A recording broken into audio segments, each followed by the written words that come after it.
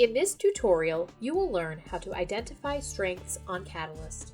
For many teachers, it is easy to identify what they want to improve in their practice. The TEL framework and Catalyst are great tools to set professional goals. Knowing what you do well is an important first step in identifying your areas for growth.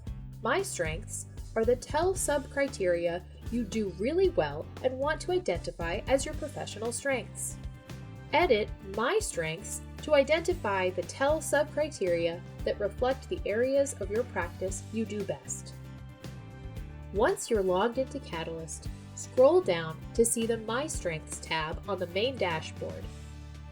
If you haven't set strengths yet, click Set Strengths. You will see a pop-up window of the TEL framework.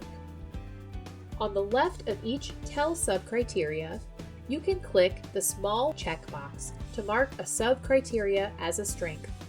Once you have identified one or more strengths, they will show up under My Strengths.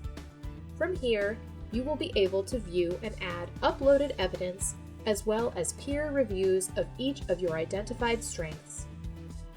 If you have already identified one or more strengths and want to edit them, click My Strengths and then click the Edit button.